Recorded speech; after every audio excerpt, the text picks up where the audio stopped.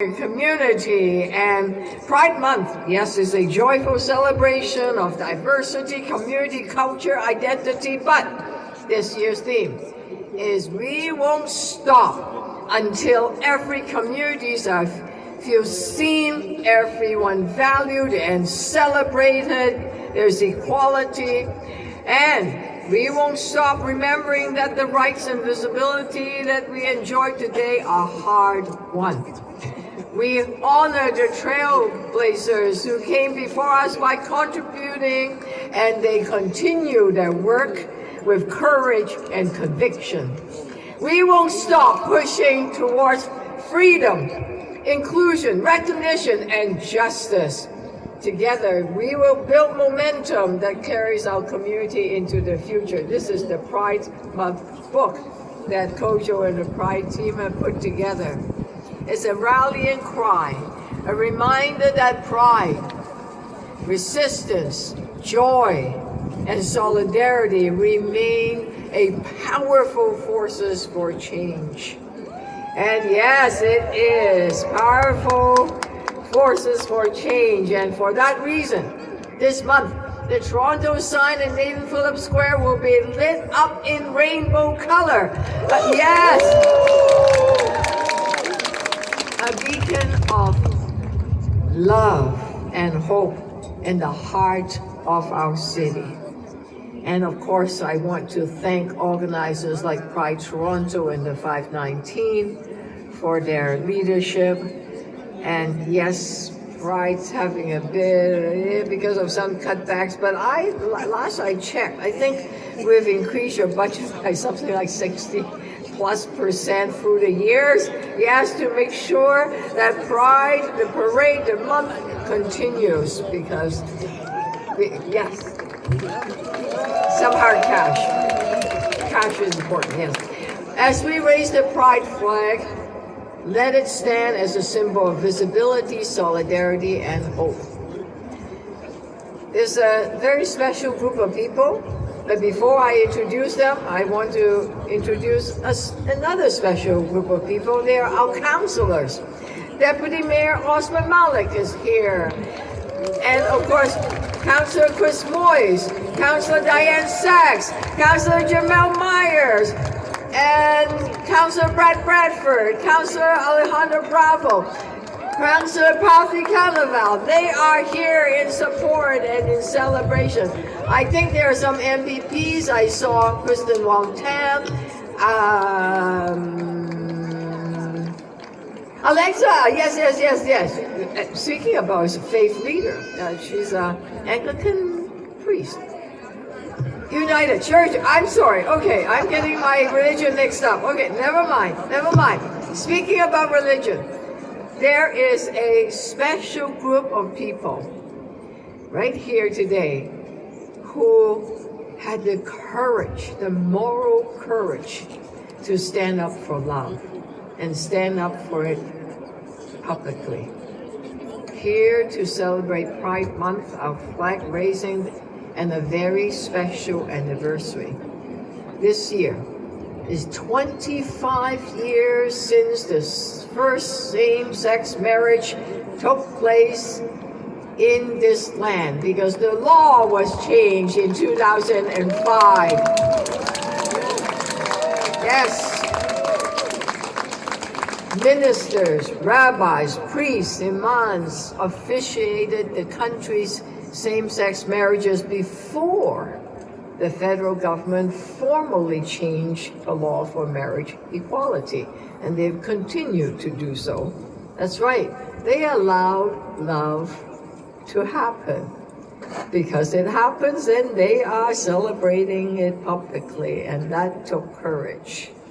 They used a loophole, marriage bans. The Ontario Marriage Act said it would grant a license if names were published and read out at church 3 weeks in a row. Okay, faith leaders willing to do this were first in.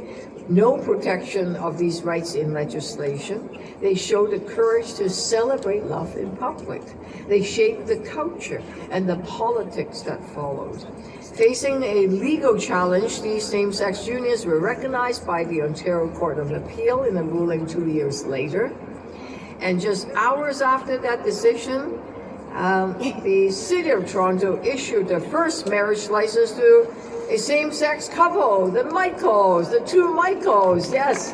I don't know whether the two Michaels are here. And we had that, I think it was a Supreme Court ruling. And we, instead of doing it in the front of Supreme Court, we had a press conference, and that press conference was in fact a marriage. I kept the champagne glasses, yes. And then 2 years later, the federal government legalized same-sex marriage countrywide. The faith leaders gathered here today led the charge, and they continue to support it. And Toronto also are the place where it led the charge. And this city will always be a place where love wins. Not hatred, not division, not fear. Love wins, because that's what we are celebrating. It's a place where people are free to be who they are and love who they choose. A safe city, a caring city. A place where we work together in the fight for human rights, where everyone is able to live, work, and play with the respect and the freedom they deserve. Here with us today are the faith leaders, and when I call them, I ask them to come and join us. Reverend Sherry DeNovo, Rabbi Jerome Schechter, Elder Blue Waters, Reverend Dina Dudley, Elder Emina Ayodola. Close. And we have a Hindu priest, Dr. Shiva Siri Vivanatha Anita Sama. Come on and join us. Yes, performing a same-sex marriage. Yes, come. And Ilan Al Farouk Haki is out of the country, or else he would have been with us. He sent his best wishes. And so to honor those faith leaders who fought tirelessly for marriage equality, and for those faith leaders who continue to advocate, I, as Mayor of Toronto, present to you the key to the City of Toronto. Yes.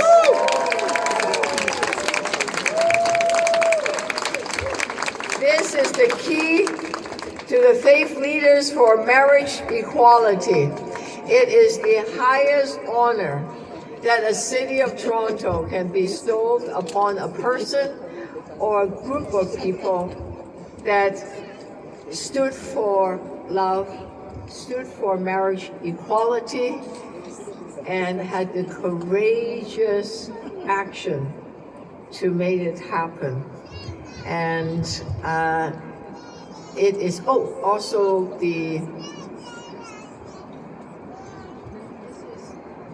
this is the citation that comes with it, and maybe I can pass the citation to you. And why don't we have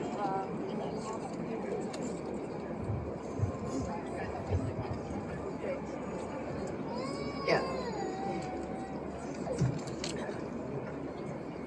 Okay. Is that? I don't know.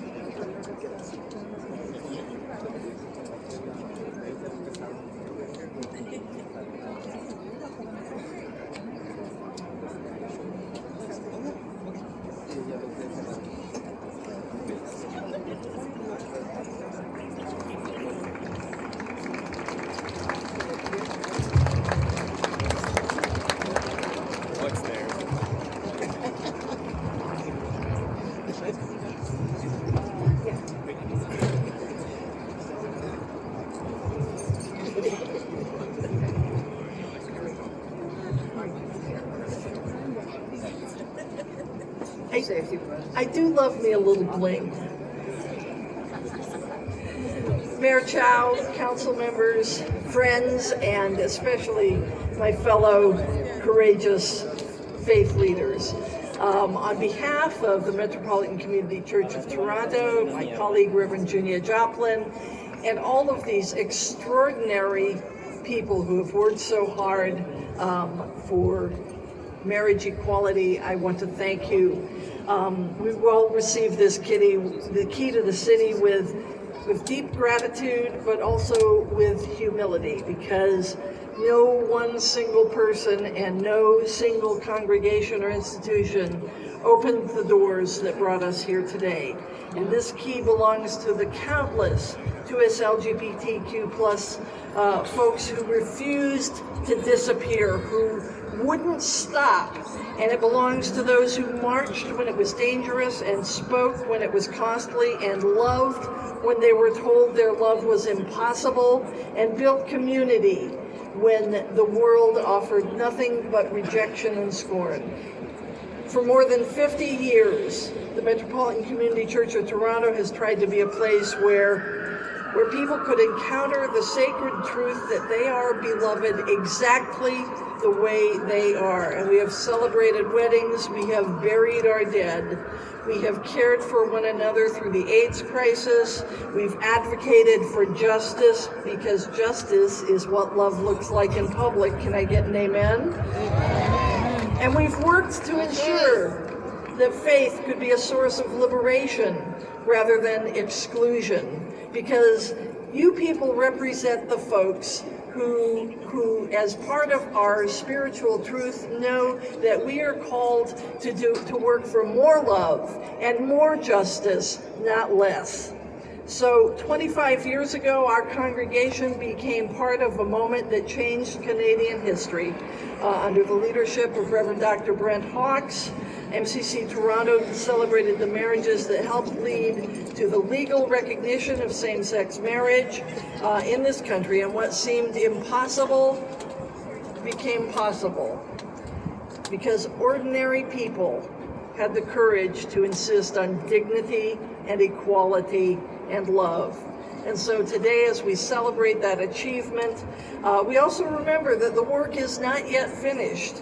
Around the world, and sometimes even closer to home, queer folks continue to face discrimination and violence and exclusion. So we receive this key not only as recognition of what has been accomplished, but as a reminder of what is still required of us. And may we continue building a city where every person belongs, every family is valued, every child can grow up knowing that they are loved, no matter who they are. So thank you, Mayor Chow and the City of Toronto, for this honor. We're grateful to receive it, and we are committed to continuing the work of love and justice and inclusion and hope, and we will continue to use this key to open more doors. Thank you.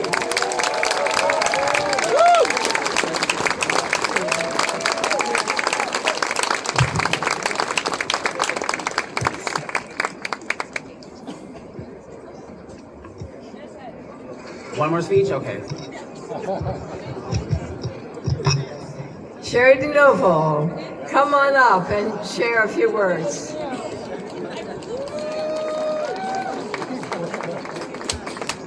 Okay, so 55 years ago, I was living on the streets of Toronto, and I and some scrappy kick-ass kids got together over at Hanlon's Point.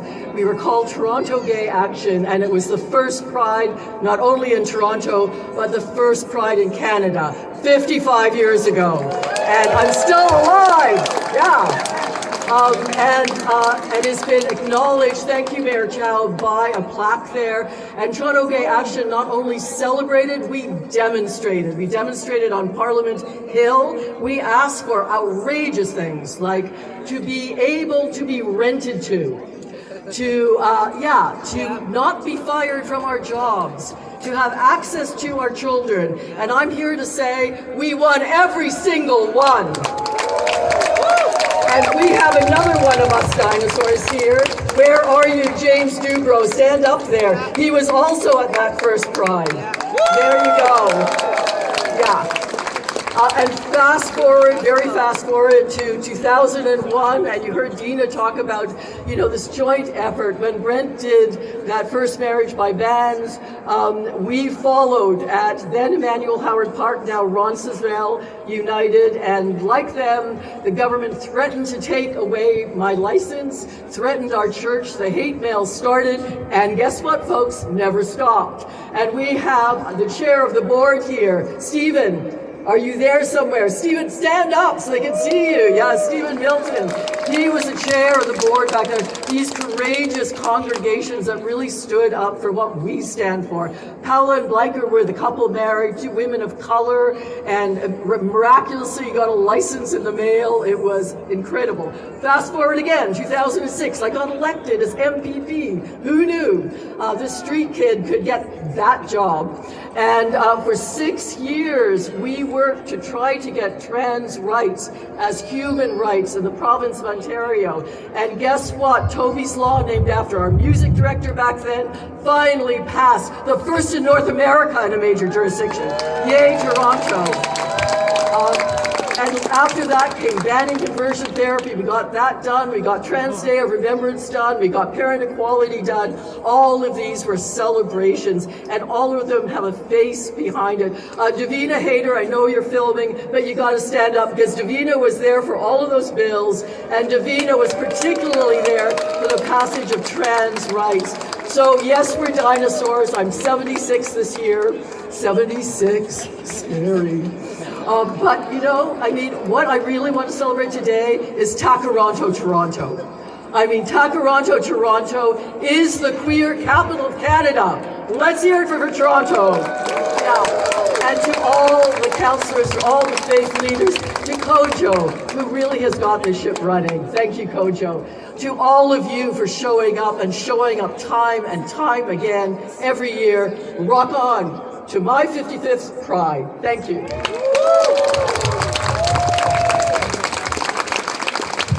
Thank you, Mayor Chow, and to all the faith leaders for marriage equality here today, serving and justice all at the same time. These trailblazers fought for love, inclusion, and equal rights long before it was easy. And honey, we are all the better for it. Let's get those hands up. Show me those love win hearts that you have, but don't wave them, just hold it up because I think we're gonna take a picture, right? I wanna see everyone. I want everyone to see that love will always win. Put it up, hi, there you go. Don't be shy, don't be shy.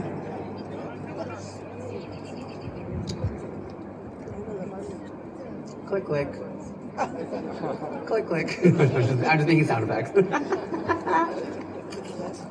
At this time, I would love to welcome Chris Moyes, Councillor for Toronto Centre and Chair of the City of Toronto's 2S LGBTQ+ Council Advisory Committee, to the podium to say a few words.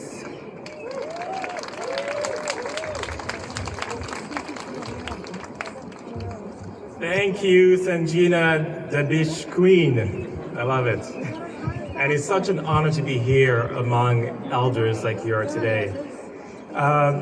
Good afternoon, everybody, and happy Pride. And I hear it, happy Pride, happy Pride. Woo! As mentioned, my name is Chris Moyes. I am the Councillor with Toronto Centre, Ward 13, and Chair of the 2S LGBTQ+ Advisory Committee here at the City. Firstly, I want to thank our community organizations, the city's Pride Network, Pride Toronto, and everyone who works tirelessly to make this month a success. Your passion, your dedication, and hard work put the heart and soul into Pride. Your work transforms our village into the greatest festival, street party, and event that Toronto throws every single year. What other events in our city is dedicated to love, diversity, inclusion, belonging, and acceptance? and truly reflects the very best of Toronto. Pride is always in a class by itself, and that's because of you. So thank you from the bottom of my heart. It is always a highlight of my year to be here to celebrate the start of Pride Month here in Toronto and raise the Progress Pride flag. But something about this year feels extra special.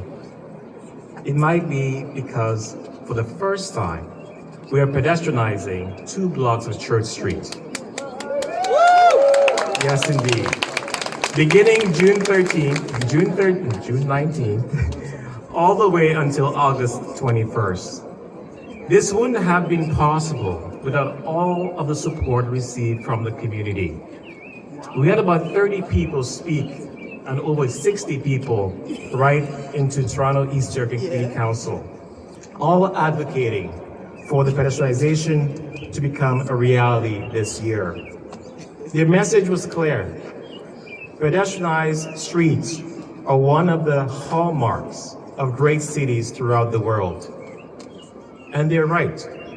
There is no reason why Toronto, a global city, should not be opening up our streets for the community to use and enjoy. From the short-term closures of Church Street that happened at Pride and Halloween, we already know that it works. We've seen how the street comes alive because people feel a real sense of place and a real sense of community. Not to mention how fantastic it is for our local queer-owned businesses in the village. It has been so exciting to see the momentum that's been growing around this initiative. And we're just getting started. Last month, the pedestrianization of Church Street was adopted at City Council. It will enable tangible investments in safe spaces for our queer and trans communities to do what we do best, to gather, to come out, to build community, and of course, to party. These initiatives, the pedestrianization of Church Street and an official cultural district designation, are exactly what this year's festival theme, We Won't Stop, means to me. Because we won't stop using my position as an elected representative to fight for our community. And I know that as a collective, we won't stop standing together to build a city and world where every person can live their truth and experience the joy of acceptance and equity and equality. As always, thank you so much for having me here today. And again, happy Pride.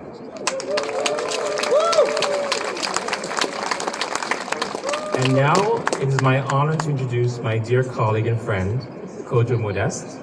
Kojo is the Executive Director of Pride Toronto, dedicated to advancing equity, diversity, and inclusion through meaningful engagement with 2S LGBTQ communities, recognizing for his advocacy for workers' rights and commitment to supporting racialized and marginalized communities.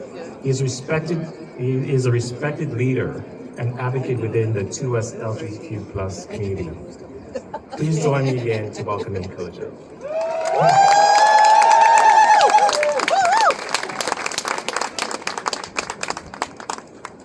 Thank you, Councillor Moyes. Good evening. Good evening. First, let me thank the mayor, city councillors, community leaders, members of the 2S LGBTQ+ community, allies, for gathering here today for this significant moment. Today is not just about raising a flag.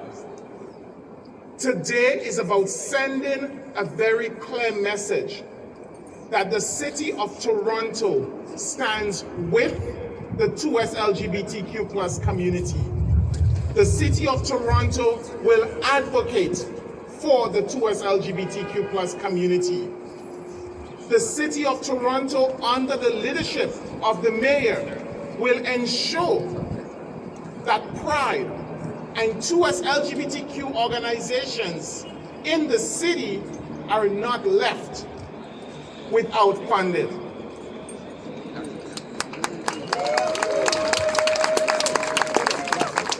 But folks, as we raise this flag here today, I want you to remember that there are countries that if you, as simple as owning something that looks like a pride flag, will take you to prison. Shame. Will send you, to prison for up to 10 years. Shame. But this is not just happening globally. There are cities in this country that today, as we speak, are working tirelessly to ban the pride flag from being raised. They're trying their best to ensure that members of the 2S LGBTQ plus community are erased. And that is shameful. And this is why we continue to show up here on June 1st, year after year.